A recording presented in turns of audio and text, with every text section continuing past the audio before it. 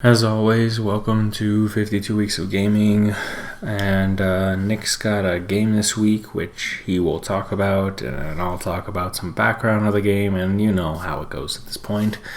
So what's the point of me doing this? So I'm just going to hand it off to him. Nick? Okay, so this week is Fallout 76. I love the Fallout games, so I figured I would play Fallout 76 because, you know, it's gotten such great reviews that I figured I would do that and see how that goes. So we will find out when I explore the wasteland. So see you in a week. So Fallout 76 is the latest iteration in the Fallout franchise made by Bethesda Games, where the previous one also was made by Bethesda, but before that they did have a brief stint with Obsidian for Fallout New Vegas. The game was originally announced the beginning of 2018 and kind of had a short teaser, and then more information was given at E3 last year, where they went and explained how it was going to be taking place in West Virginia, which would be called Appalachia, and it was going to be the first online multiplayer game that is in the Fallout world, which had a very negative review, or view, I should say, from people that they wanted it to have a single player only mode because that's what it's been before, and there were tons of petitions and signatures for it, and it didn't really go anywhere, obviously. And they did betas to go and make sure, and when the game came out, a lot of people found that there weren't NPCs and the storytelling was different, and overall the game felt clunky. And so it got horrendous reviews across the board, and I want to see what Nick thought of that. So I'm just going to hand it off to him for that, and he will tell you about the rest. So, Nick? I try when going into a game to not kind of really know that much about it ahead of time, because I don't want it to kind of influence my decision on what I think of the game and anything like that. I mean, sure, it is a possibility of going in and really enjoying it after getting something bad, or finding that it's bad after a lot of people enjoy it, but it's just something that I try not to go and do. And I feel like for a game like Fallout 76, it was difficult not to go and do that, because I mean, it got such publicity since a year ago when it was first announced at E3 in 2018 that they were doing this whole open world MMO-esque sort of thing instead of their normal game type. And when it came out, how a lot of people were talking about how there's not really any NPCs, and it's just kind of you, these other players that you might run into, and the overall world, and it felt kind of empty for how vast of a world it is, how empty it is. And I just kind of let it go because I was like, whatever. And eventually I got the opportunity to go and play it. And I want to say that it's sad that some of those things really, really had stuck with me. And when I was playing it, I kind of understood what they meant. I mean, you begin in Vault 76, you go out and start exploring. And sure, in the beginning, it's fine not seeing anyone. But when you're going and like they're trying to go and complete these missions and follow along with the story, it's a bit crazy to think that someone's saying that they need help defending an airport, and then you go there and suddenly no one's there except the enemy. And it does fit like, okay, they were already overrun by the time you heard the message, but it's just void of really anything, and it's something that I think is a big issue with it. Now, I will go and say that Bethesda has come out and said that an update's going to be coming out, which will introduce Wastelanders, like these NPCs who come back to Appalachia and to take the land back that is theirs. And so it is going to bring some NPCs into it.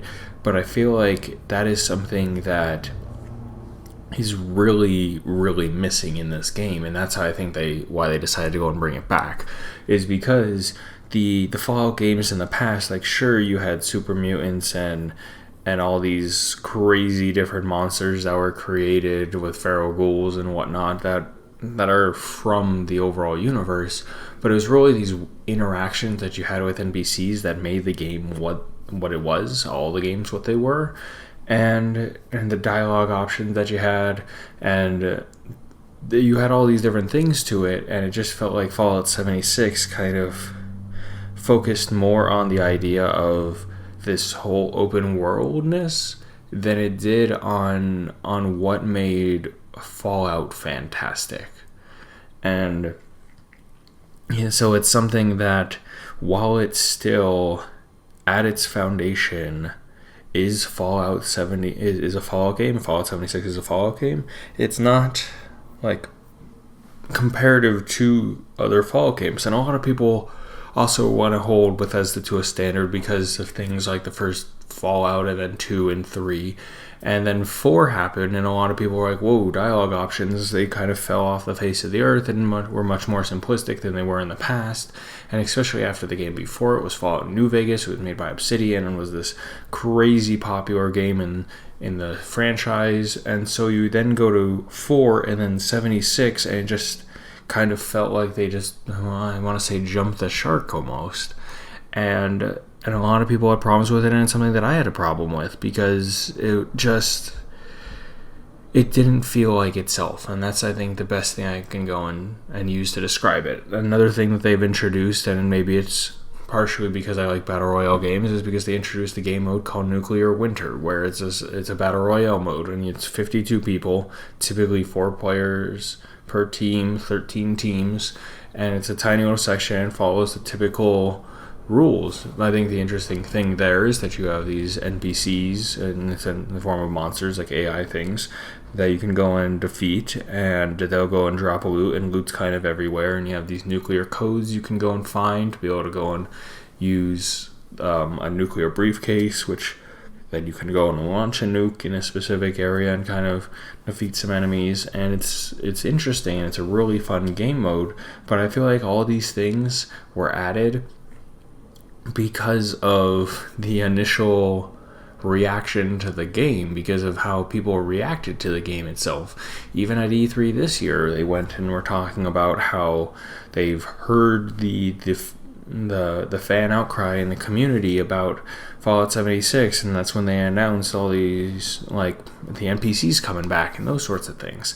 And it's just, if you're doing something like reactionary to how fans are seeing it and perceiving it, then I think there's something fundamentally wrong that you need to go and look at for whatever the next game that you're going and doing is.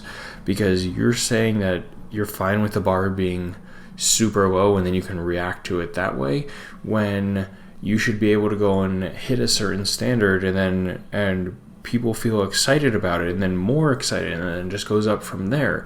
But when you're at a 0, the only way to go is up. I mean, there's not really any way that they could have gone and made it worse. And so it's kind of like they're trying to save themselves with it, and it's just, I don't know. It's something that I feel like I ramble on about, but it's something that is important to me. You have to have this world that's very immersive, and you want to go and be a part of, and Fallout 76 just wasn't that for me. It was somewhat immersive, but it didn't feel right. I think if the previous games were similar in that sort of concept, then it would make sense, but this just seemed too out of the norm for me. Okay, I think that's the first, really harsh review that you've given. Now, who would want to go and play something like this? For once, I don't know who should go and play this game. I mean, I think maybe people who have played the Fallout games before, but at the same time, they're going to be a bit disappointed because of everything that's in it.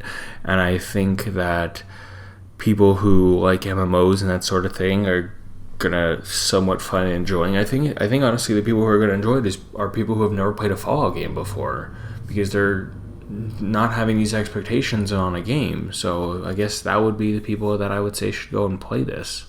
Now, with all of your thoughts on it, do you think you're gonna go and keep playing it, or do you think it's something that you're just gonna go and kind of avoid from now on? I mean, I'm definitely gonna go and play it more. It's something that I have, and I enjoy the Fallout games, and I